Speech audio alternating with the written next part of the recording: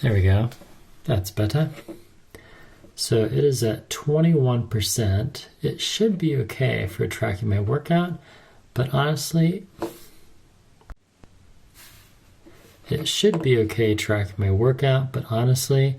I just don't know. So let's do a quick charge.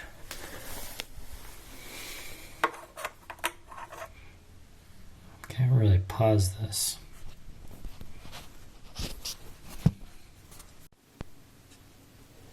There we go. Got the camera angle just right. So we are at 21%.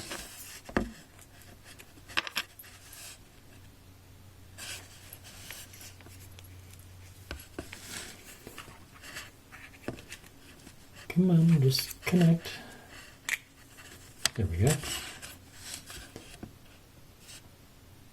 Can you see that?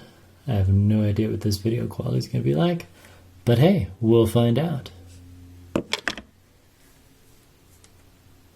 And it's 7:08.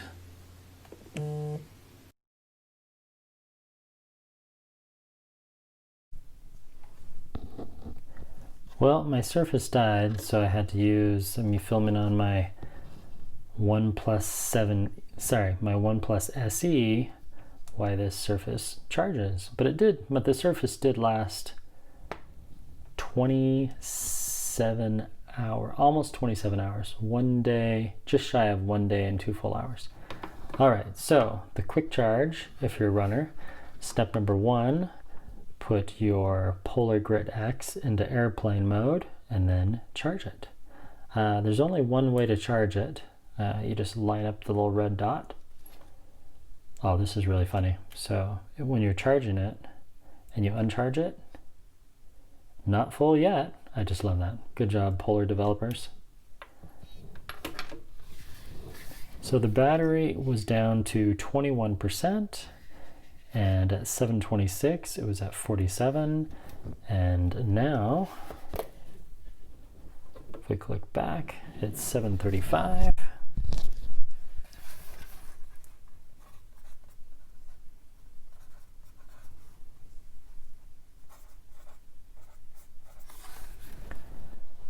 And it's 60%. So in less than a half an hour, it went from 21% all the way up to 60. Nice fast charging. Good job, Polar. Well,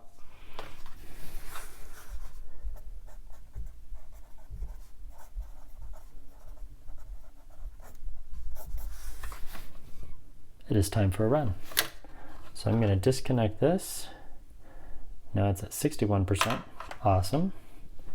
And the reason I'm going to go for a run is because that's what Polar told me. So it says that I'm detraining. Cardio load status, detraining. You've been training less than usual. If you keep this up, your fitness level will start to go down. Really? Oh, that's sad. So now if I go to activity, there we go. Go easy. So this is the suggested workout. An hour and 18-minute run. I don't know if I can do that. Mobile dynamic or mobile static. And if you click on this, then it'll tell you what exercises it wants you to do. And these are actually quite fun. I've done them before. And it gives you the suggested stretches, and it's all timed. And then when you're done, you're good to go. But I'm just going to go running instead. And it's real easy to go for a run. I'm going to put it into airplane mode because I want it to connect to my smartphone, the one I'm filming on. So now it's out of airplane mode and it'll sync my sleep. Let's see.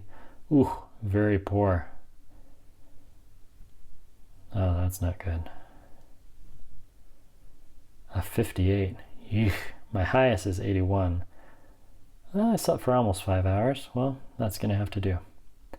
Actual sleep, 4 hours, 28 day, continuity, sleep cycles, REM, deep sleep. How did you sleep? Well, thanks for asking, Polar. I slept poorly. That's my attempt of a movie quote from Indiana Jones and the Last Crusade. Hope you like that. All right, so let's go run. This is my favorite part. You just hold down the select button, choose your sport,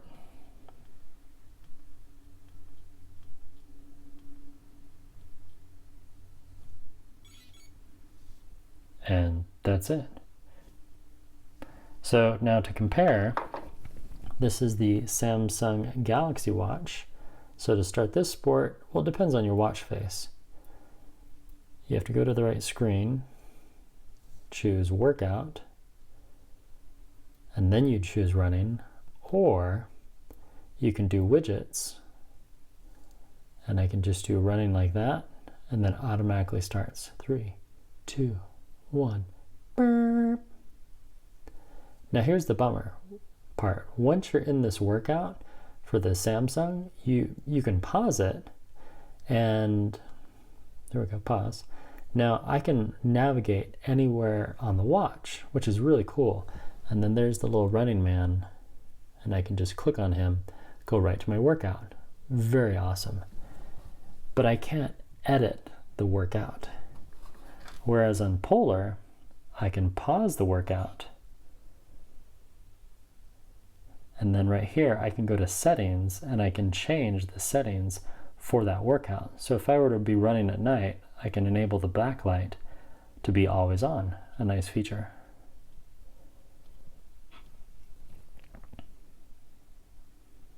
And I can do an interval timer. So, you know, I want to do a run. Let's see.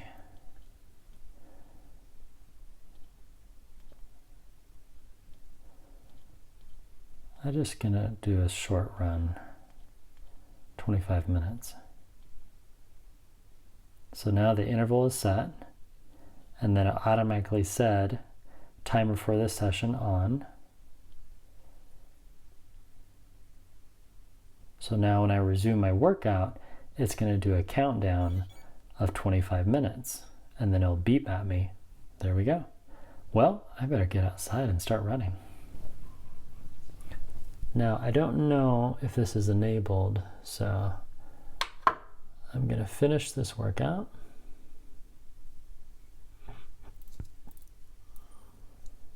Discard. And then if you go to the workout mode, click on the 3 dots. There we go, workout screen, location. Okay, high accuracy, I want that. I don't want auto pause on. Auto lap, yes. Distance every mile. Screen always on. Yes. Uses more battery life, but it's a nice feature. I don't like auto pause, I find that annoying. Start.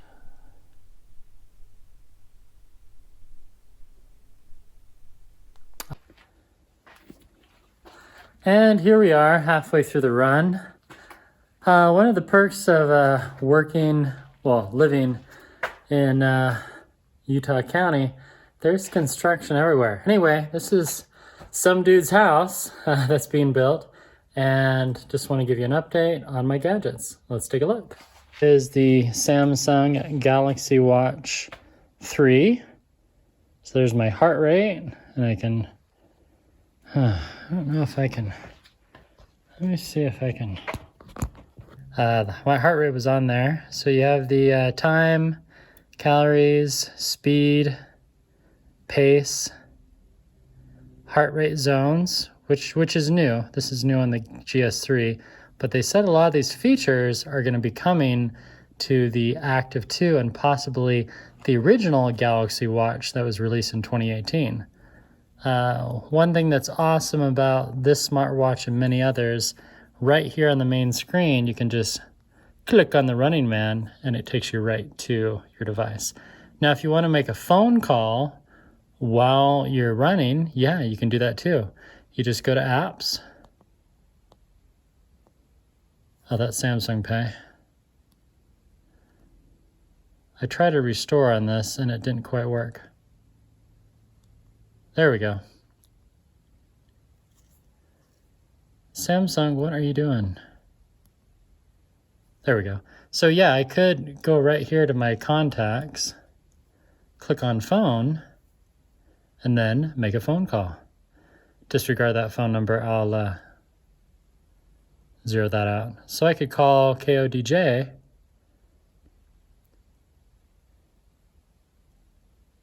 and make a phone call.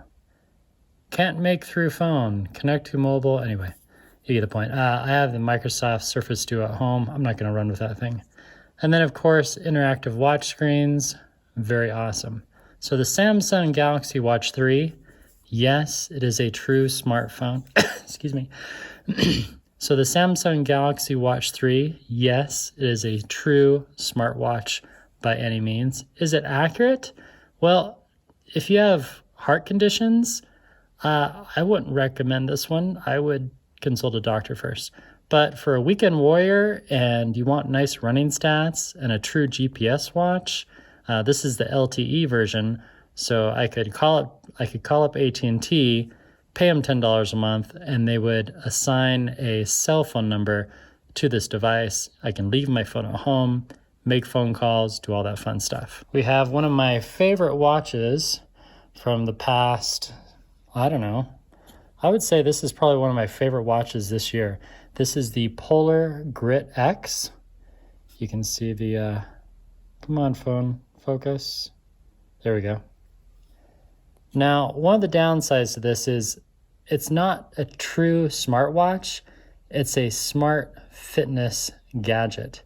Extremely accurate. I would say this is just as accurate or more than Garmin and way more accurate than Samsung. I hate throwing companies under the bus, but this is why you watch my channel, right? To get honest reviews. Polar, Garmin, Samsung, Apple, they're all watching this video for the first time. So, what else to tell you about this watch? It's accurate. You can view your max heart rate during your run, so I stepped it up there a notch. There's my average heart rate and current heart rate. There's my altitude. There's my max wattage, and I can't read that other small number. And my heart rate, distance, and my pace. So right now, it's grabbing my heart rate from my finger. So it's pretty cool. Now, you can't exit this screen and make phone calls and all that stuff, but you know what? Who cares? One thing I do like is on any of these screens, if you hold down the red button, you can lock in your power zone, or you can cancel that. And if you go to the next one, let's say you're on the heart rate screen, heart rate zone 1 locked. So now if I go running, I have to stay within that zone, and it beeps at me if I go outside that zone. So there's my zone, 87 to 103, which is really cool. I really like that feature. Another cool feature on this watch, if you pause it, you can change the settings of the workout. And as you notice, I'm not touching the screen at all. You can do all navigation with these 5 buttons that it has. Little breadcrumb feature. And last, but definitely not least, this would be the watch in my sock. I only have 2 wrists, and I've tried running with multiple watches on my wrist. It just doesn't work. But if you have running socks on, compression socks, it works pretty well. So with this watch, let me get out of the glare here. This is the Garmin vivoactive 4, and you can see the inscription right there. If I can get the iPhone to focus. Come on, Apple. Rule the galaxy. This is the Darth Vader watch. So I have to unlock the watch. And there's my stats. We have distance. Now this one is not you don't navigate the workouts with the buttons. You have to use the touchscreen, which can be really hard while you're running. But you need to do the same thing with Samsung, but where Samsung helps is they have this dial. So whether you're wearing gloves or whatever, you can navigate this and you can pause the workout. You can pause the workout, of course, with the buttons, and then you can start the workout as well. But to navigate through the different screens, yeah, you're going to need to take off your gloves or have those special gloves with tinfoil on the fingertips. But the data is really good. The heart rate zones are there.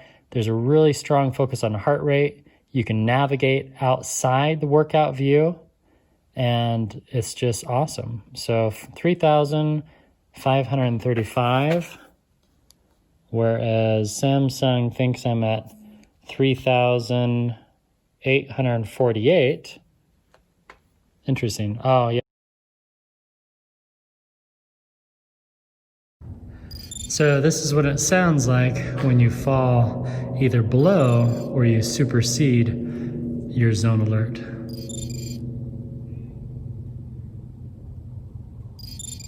Thanks, Polar. So there's that sound and a slight vibration. Vibration. Vibration. Polar Grit X! Okay, that's just fun. I should film more videos in this tunnel.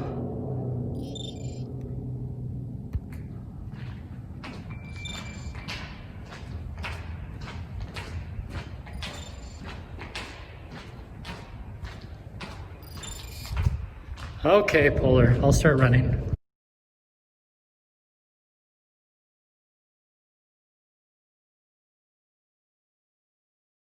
Finished hours ago, but I want to do a battery test. The battery is at 1%, and if we click on the Running Man, 4 hours and 37 minutes. Oh, it just shut down. Oh man, I hope it saved it. All right, next watch. We have the nearly indestructible Polar Grit X. Heart rate, max 82 vertical feet over the last 5 hours, max heart rate, and there's the time of day. So I started the run quite some time ago, and now I'm finishing it. Now, one cool thing on this Polar Grit X is right there in the top corner, you can see a little battery indicator. So it's estimating that on current battery life, I can go another 6 hours doing the same workout. Awesome. Do a long press. And there's my workout. Saving.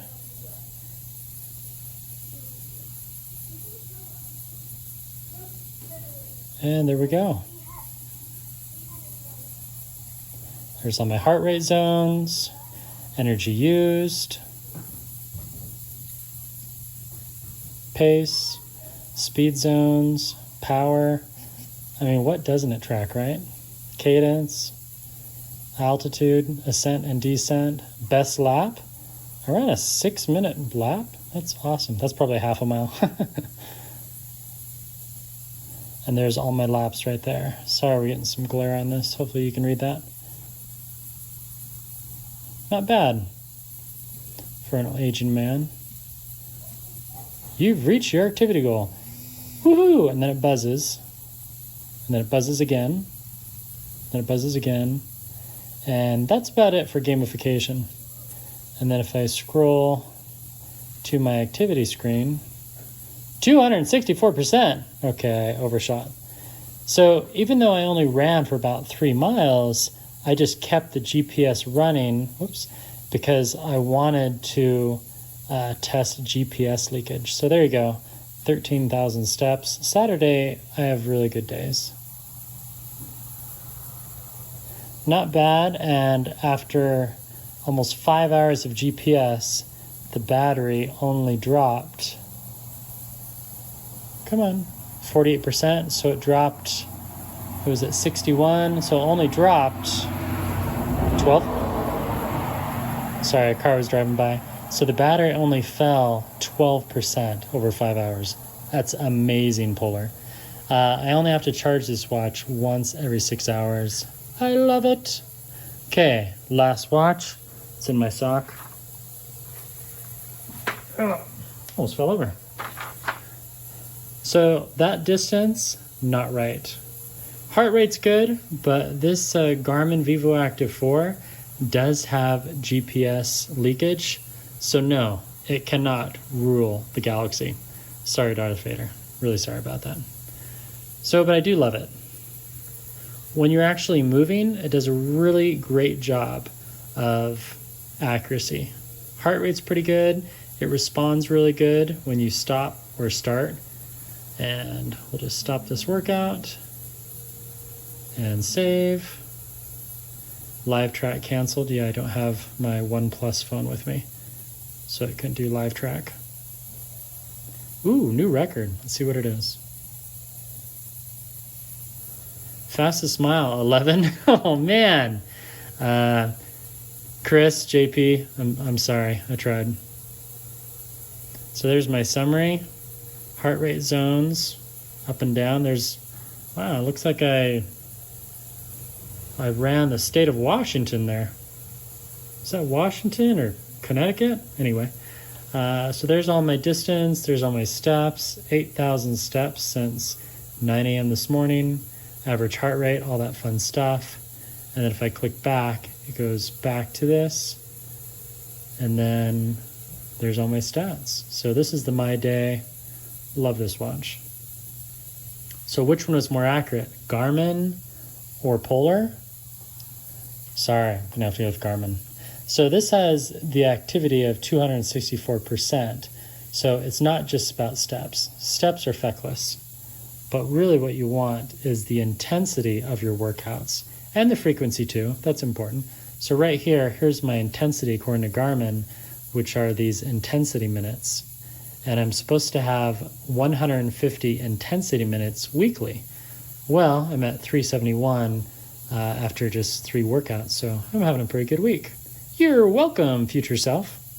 So there you go. That's working out with Garmin, the Garmin vivoactive 4, and also working out with the Samsung Galaxy Watch3, which, in case you haven't watched other reviews, the battery life is horrible.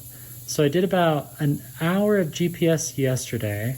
I did 4.5 hours today, so not quite 6 full hours, and it died.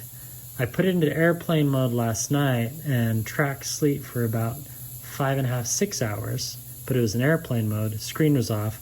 I haven't been using always on display, and it still did not make it 24 hours. So that's very disappointing with the latest and greatest gadget by Samsung. I'm really sorry if you were hoping this would be awesome. Now it looks awesome. Maybe they'll improve the battery life, but right now the battery life is about equal, almost about 4 to 5 hours less than the Samsung Active 2.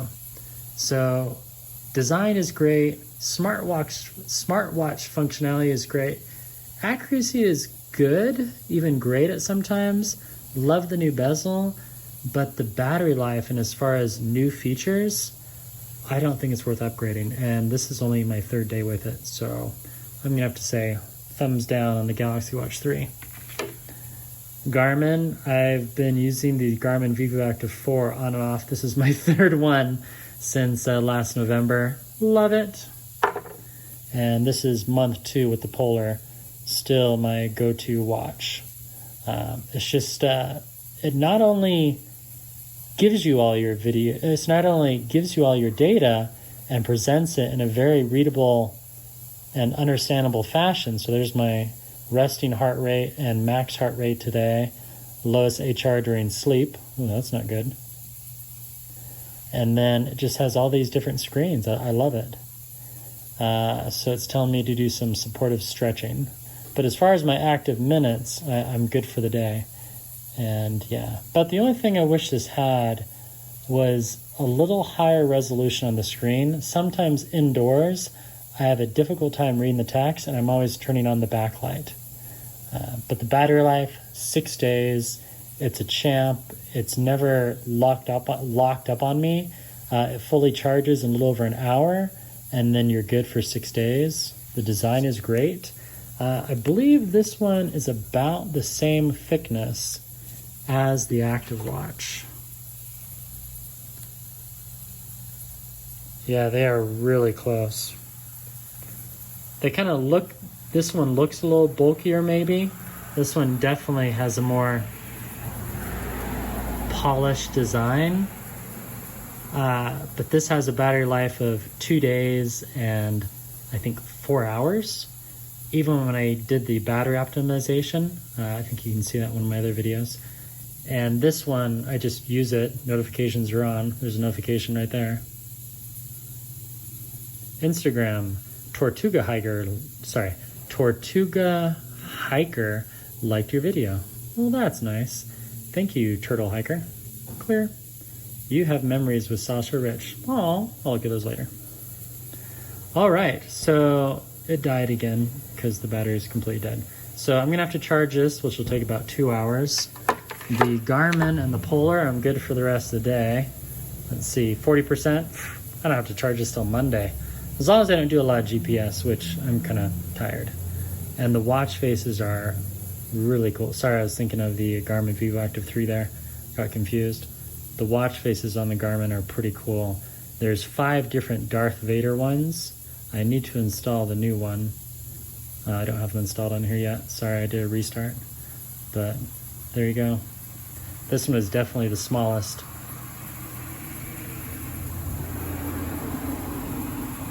And yes, this one has onboard GPS. All 3 of these do. So that's my review. I'm sticking to it. Thanks for coming by and watching.